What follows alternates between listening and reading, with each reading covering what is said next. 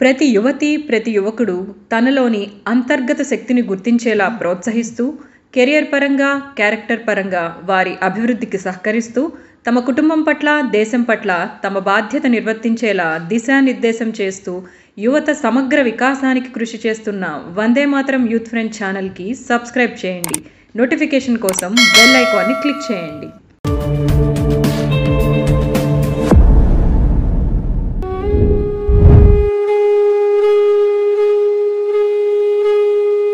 యువమిత్రులందరికీ నమస్కారం. జీవితాన్ని పరిశీలించడానికి రెండు రకాల లెన్స్ ఉంటాయి. ఒకటి సాధారణమైనది, మరొకటి సూక్ష్మమైనది.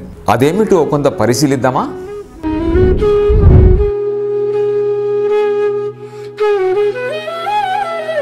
ఉదాహరణకి వివాహం అనే విషయం తీసుకుందాం.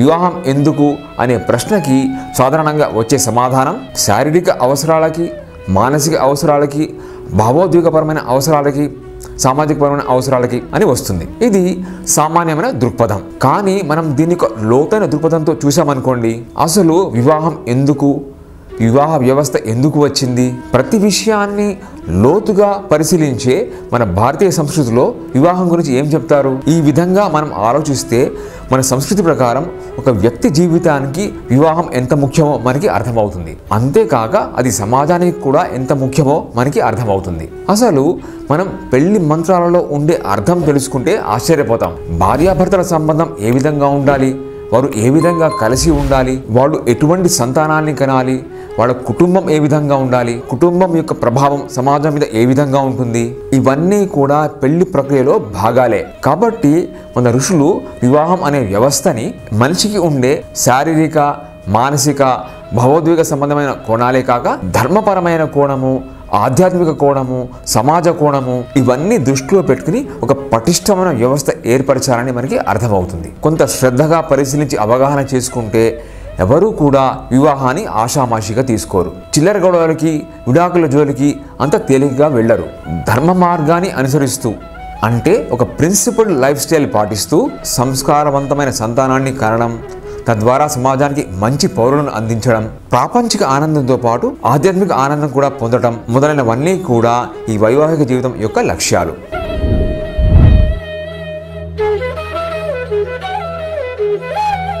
మనందరం కూడా టిఫిన్, భోజనము లేదా చిరుతిళ్ళు అంటే స్నాక్స్ లాంటి ఆహారం ఏదో ఒకటి తీసుకుంటూ ఉంటాం. సాధారణ దృష్టితో చూస్తే ఇవన్నీ దేనికోసం? ఆకలి తీర్చుకోవడం కోసం. కానీ ప్రతి విషయాన్ని సూక్ష్మ దృష్టితో పరిశీలించి మన దృష్టిలో ఏం చెప్పారంటే, మనం తినే ఆహారం మన మనసుని ప్రభావితం చేస్తుంది. మన జీవితానికి మన మనసు కదా కీలకం. మనం తినే ప్రతి పదార్థానికి ఒక లక్షణం ఉంటుంది. అది సాత్వికం కావచ్చు, రాజసికం కావచ్చు, తామసికం కావచ్చు. అది అదే విధంగా మన మనసును ప్రభావితం చేస్తుంది. సాత్విక ఆహారం మనసుని ప్రశాంతంగా, ఆహ్లాదకరంగా ఉంచుతుంది. రాజసిక ఆహారం మనల్ని రెస్ట్లెస్గా ఉంచుతుంది. తామసిక ఆహారం మనల్ని సోమరులుగా, వికృతమైన వ్యక్తిత్వం కలవారిగా తయారు చేస్తుంది. కాబట్టి ఇవన్నీ దృష్టిలో పెట్టుకుని మనకి అనుగుణమైన ఆహారం తీసుకోవాలని వారు చెప్తారు. ఇదే కాకుండా పంట పండించే దగ్గర నుంచి మన చేతికి వచ్చేదాకా ఆహార ధాన్యాలు కానీ లేక ఆహారం కానీ అనేక చేతులు మారతాయి. ఆ ప్రక్రియలో అనేక మందిలో ఉండే నెగిటివ్ వైబ్రేషన్స్ ఆ ఆహారంలో చేరే అవకాశం ఉంది. ఆ నెగిటివ్ వైబ్రేషన్స్ మన మనసుని నెగిటివ్గా ప్రభావితం చేస్తాయి. కాబట్టి అవి తొలగడానికి, పాజిటివ్ వైబ్రేషన్స్ రావడానికి ఆహారాన్ని భగవంతుడికి నివేదన చేసి స్వీకరించమని మనకు చెప్తారు. అందుకే భోజనం చేసే ముందు మనం బ్రహ్మార్పణం, బ్రహ్మహవిర్, బ్రహ్మాగ్నో బ్రహ్మణాహుతం లేదా అన్నపూర్ణే సదాపూర్ణే శంకర ప్రాణవల్లభే అహం వైశ్వానరో భూత్వా ప్రాణినాం దేహమాశ్రితః వంటి శ్లోకాలు, లేదా కృష్ణార్పణం అనో, రామార్పణం అనో, శివార్పణం అనమని మన పెద్దలు చెప్పారు. అలా చేయడం వల్ల ఆహారంలోని నెగిటివ్ వైబ్రేషన్స్ అన్ని తొలగిపోయి పాజిటివ్ ఎనర్జీ వస్తుందని వారు చెప్పారు. కోపతాపాలు, ఈర్ష్య, అసూయలు లాంటివి మనందరికీ సహజం. కానీ కొంచెం సూక్ష్మ దృష్టితో చూస్తే వాటి వల్ల మనం మనశ్శాంతి కోల్పోవడం, మన సంబంధాలు పారడం వంటివి జరుగుతూ ఉంటాయి. ఇతరులు మనకి నచ్చని విధంగా మనతో ప్రవర్తించినప్పుడు, మనల్ని బాధించినప్పుడు లేదా తప్పులు చేసినప్పుడు మనకి కోపం రావడం సహజం. మన కోపం మన అదుపులో ఉన్నప్పుడు మనం సరైన ప్రతిక్రియ చేయగలం. కానీ అది అదుపులో లేకపోతే మన ఆరోగ్యాన్ని, మన మనశ్శాంతిని అది దెబ్బతీస్తుంది. మనం తప్పుడు నిర్ణయాలు తీసుకునే అవకాశం ఎంతైనా ఉంది. అందరము మనుషులమే, అందరము తప్పులు చేస్తాము, తప్పుల నుంచే మనం నేర్చుకుంటాము. కోపం వల్ల మనం ఎంతో నష్టపోతాము. కోపం వచ్చిన ప్రతిసారి మన బ్రెయిన్లో కొన్ని సర్క్యూట్స్ డ్యామేజ్ అవుతాయని సైంటిస్టులు చెప్తున్నారు. ఇలాంటి మౌలిక సత్యాలు కనుక మనం గుర్తుంచుకుంటే మన కోపం తీవ్రత తప్పక తగ్గుతుంది. ఈర్ష్య, అసూయ, ద్వేషం మన వివేకాన్ని మసకబారుస్తాయి, మన వ్యక్తిత్వాన్ని పతనం చేస్తాయి. ఒక్కో వ్యక్తిలో ఒక్కో నైపుణ్యం ఉంటుంది. అవతల వారిలో ఉన్నది మనలో ఉండకపోవచ్చు, మనలో ఉన్నది వేరే వాళ్ళలో లేకపోవచ్చు. ఇది గుర్తుంచుకుని నైపుణ్యం ప్రదర్శించిన వారిని లేదా ఏదైనా మనకన్నా గొప్పగా సాధించిన వారిని మనం అభినందిస్తే కనుక మన ఈర్ష్య అసూయలు తగ్గి మనం ప్రశాంతంగా ఉండగలుగుతాం. అలా సాధించిన వారిని చూసి మనం ఈర్ష్య అసూయలు పొందకుండా మనం వారి నుంచి స్ఫూర్తి పొందాలని కూడా మనకి అర్థమవుతుంది. జీవితాన్ని కనుక మనం కొంచెం లోతుగా పరిశీలిస్తే ఈ చెడు గుణాలను మనం వదిలించుకోకపోతే అవి మన సూక్ష్మ శరీరంలో భాగమై మనతో పాటు ప్రయాణించి తర్వాత జన్మలకు సైతం మనతో పాటే ఉండే అవకాశం ఉందని మన పెద్దలు చెబుతున్నారు. అంతేకాక ఈ గుణాల వల్ల అనేక తప్పుడు కర్మలు చేసే అవకాశం ఉంటుంది. ఆ గుణాలు వాటి వల్ల కలిగే ఫలితాలు జీవితంలో మనం ఉన్నత లక్ష్యాల వైపు వెళ్లకుండా అడ్డుకుంటాయి. ఎంతో మంది వీటి వలన జీవితంలో విలువైన సమయాన్ని, బంధుత్వాలని, ఇతర సంబంధాలని కోల్పోయినట్టు మనం గమనించవచ్చు.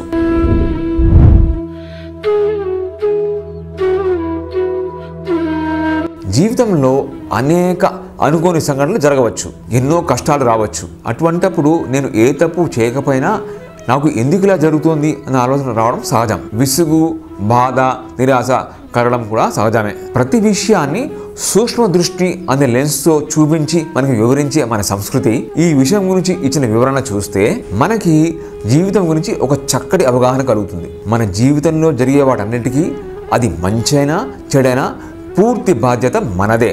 కర్మసూత్రం ప్రకారం మనం చేసే ప్రతి మంచి పనికి లేక చెడ్డ పనికి మనం ప్రతిఫలం పొందక తప్పదు. ఆ ఫలితం రావడానికి 10 రోజులు పట్టవచ్చు, 10 నెలలు పట్టవచ్చు, 10 సంవత్సరాలు పట్టవచ్చు, లేదా ఒక జన్మ పట్టవచ్చు. కానీ ఫలితం నుంచి ఎవ్వరూ తప్పించుకోలేరు.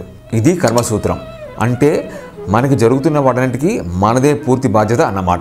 కాబట్టి జీవితంలో మనం ఇష్టం వచ్చినట్టు కాక జీవితం గురించి సరైన అవగాహన చేసుకొని సరైన ధర్మసూత్రాల ఆధారంగానే మనం జీవించాలని మనం దీనిని బట్టి అర్థం చేసుకోవచ్చు.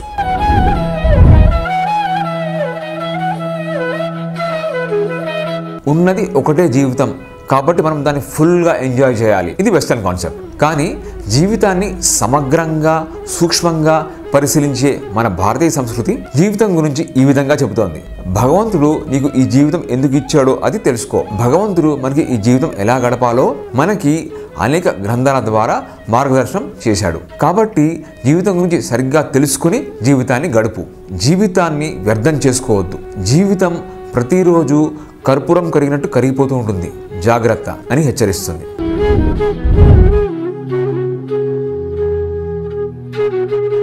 తన కుటుంబంలో వారిని కానీ తన చుట్టుపక్కల వారిని కానీ తను అనుకున్న రీతిలో మారుద్దామని ప్రయత్నించి వారు మారట్లేదు అని బాధపడేవాళ్ళు ఎందరో. కానీ విషయాన్ని సూక్ష్మ దృష్టి అనే లెన్స్తో చూస్తే నిజానికి ప్రతి వ్యక్తి కూడా జన్మల తరబడి ఒక సుదీర్ఘమైన ప్రయాణంలో ఉన్న జీవి అని, ప్రతి జీవి కూడా విభిన్నమైన లక్ష్యాలతో విభిన్నమైన పూర్వజన్మ సంస్కారాలతో పుడుతుంది అని మన ఋషులు చెబుతారు.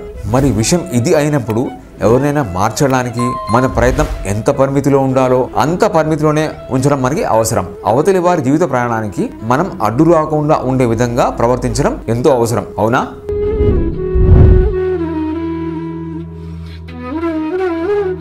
మనకు నచ్చిన విధంగా మనం బతకాలి. నేను మేజర్ని, నాకు అన్నీ తెలుసు, నాకు ఎవరు ఏమీ చెప్పవలసిన అవసరం లేదు అని భావించి నచ్చింది తినడం, నచ్చింది తాగడం, నచ్చింది చేయడం, నచ్చిన వారితో సంబంధం ఏర్పరచుకోవడం, మళ్ళీ తెంచుకోవడం, ఇది ఈరోజు ట్రెండ్. నీతి, నిజాయితీ, మంచితనం నడివి పక్కన పెడితే జీవితం హాయిగా ఉంటుంది అని నేడు ఎందరిదో అవగాహన. కానీ జీవితాన్ని సత్యం అనే దృక్పథంతో చూసిన మన పెద్దలు చెప్పేది ఏంటంటే ఈ సృష్టి అంతా కొన్ని సూత్రాలపై ఆధారపడి ఉంది. మన జీవన శైలి ఆ సూత్రాలకు అనుగుణంగా ఉంటేనే మనం నిజమైన శాశ్వతమైన సంతోషం పొందగలం. లేకుంటే మనకు కలిగే సంతోషాలు అన్నీ తాత్కాలికమే అవుతాయి, బాధే మిగులుతుంది. ధర్మం, అర్థం, కామం, మోక్షం అనేవి దేవుడు మనిషికి నిర్దేశించిన జీవిత లక్ష్యాలు. ధర్మం అంటే ప్రిన్సిపల్స్, అర్థం అంటే ధనం లేదా డబ్బు.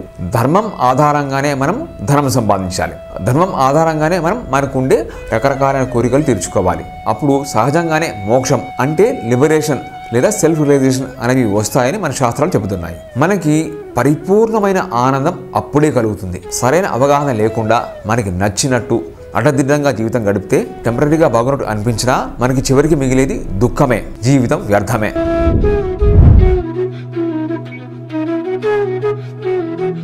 దేవుణ్ణి ఎంత ప్రార్థించినా నా కష్టాలు పోవట్లేదనో, నా కోరికలు తీరట్లేదనో, లేక దేవుడు నన్ను పట్టించుకోవట్లేదనో మనం ఫిర్యాదులు చేస్తున్నాం. ఇది బాగానే ఉంది, కానీ కొద్దిగా సూక్ష్మంగా ఆలోచిస్తే మనల్ని పుట్టించిన దేవుడు అని కనుక మనం నమ్మితే మరి మనం దేవుడు చెప్పినట్టు వింటున్నామా, ఆయన చెప్పిన విధంగా జీవిస్తున్నామా, ఆయన ఏమి చెప్పాడో తెలుసుకునే ప్రయత్నం చేస్తున్నామా, జీవితం ఎలా జీవించాలో మనకి మార్గదర్శకత్వం చేసే భగవద్గీత లాంటి గ్రంథాలు సాక్షాత్తు దేవుడే మనకి ఇచ్చాడు అని మనందరి విశ్వాసం, అవునా?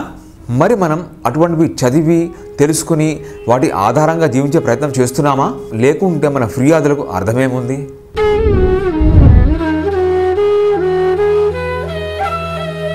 ఇప్పుడు సూక్ష్మ దృష్టి గురించి మరొక విషయం గమనిద్దాం.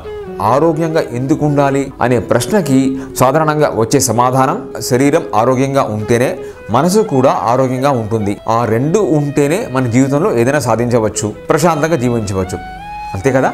కానీ మనిషిని లోతైన దృక్పథంతో చూసే మన ఆయుర్వేదం ఏం చెబుతుందంటే ప్రతి మనిషి జీవితంలో ధర్మం, అర్థం, కామం, మోక్షం సాధించాలి, దీనికోసమే జీవించాలి. ఇవే జీవిత లక్ష్యాలు. ఆ లక్ష్యాలు సాధించడానికి ఆరోగ్యం అవసరం.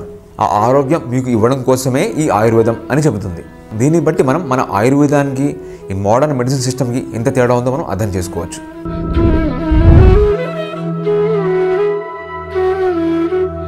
చివరగా మరో అంశం పరిశీలిద్దాం. ప్రకృతిని సూక్ష్మంగా పరిశీలించిన ఐన్స్టైన్ పదార్థము, శక్తి కూడా ఒకే వస్తువు యొక్క వేర్వేరు రూపాలు అని, పదార్థాన్ని శక్తిగా, శక్తిని పదార్థంగా మార్చవచ్చు అని E=mc² అనే ఫార్ములా ద్వారా ప్రపంచానికి చాటి చెప్పాడు. అయితే ఐన్స్టైన్ కన్నా లక్షల సంవత్సరాల పూర్వమే సూక్ష్మాతి సూక్ష్మంగా ఈ సృష్టిని పరిశీలించిన మన ఋషులు పదార్థము, శక్తి, ఆత్మ ఈ మూడు కూడా ఒకే వస్తువు యొక్క వివిధ స్థితులు లేక రూపాలు అని తెలియజేశారు. ఈశావాస్యమిదం సర్వం, సర్వం కల్విదం బ్రహ్మ అంటే ఈ సృష్టిలోని ప్రతి అణువులో కూడా ఈశ్వరుడే నిండి ఉన్నాడు అని తెలియజేశారు. మరి ఇది మన జీవిత దృక్పథాన్ని మారుస్తుందా లేదా, ఏమంటారు?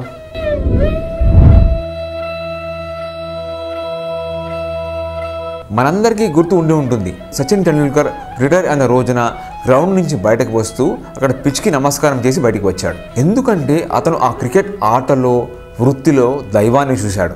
మన దేశంలో ప్రతి వృత్తికి సంబంధించిన వారు తమ వృత్తిని, తమ పనిముట్లని దివ్యభావంతో చూస్తారు. ఎందుకంటే మనది ప్రతి విషయాన్ని సూక్ష్మ దృష్టితో చూసే లోతైన సంస్కృతి కాబట్టి. సూక్ష్మ దృష్టితో చూశారు కాబట్టి మనకి అన్నము దైవమే, ధనము దైవమే, చదువు దైవమే, గోవు దైవమే, భూమి దైవమే, ప్రకృతి దైవమే, ప్రతి మనిషి దైవమే, ప్రతి జీవి దైవమే, ప్రతి కణము దైవమే. కాబట్టి జీవితాన్ని సూక్ష్మ దృష్టితో పరిశీలిస్తే మన జీవించే విధానమే మారిపోతుంది. వందే మాతరం.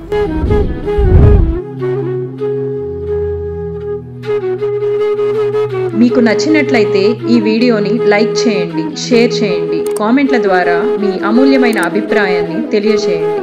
మరిన్ని వీడియోల కోసం మా ఛానల్ని సబ్స్క్రైబ్ చేయండి. నోటిఫికేషన్ కోసం బెల్ ఐకాన్ని క్లిక్ చేయండి.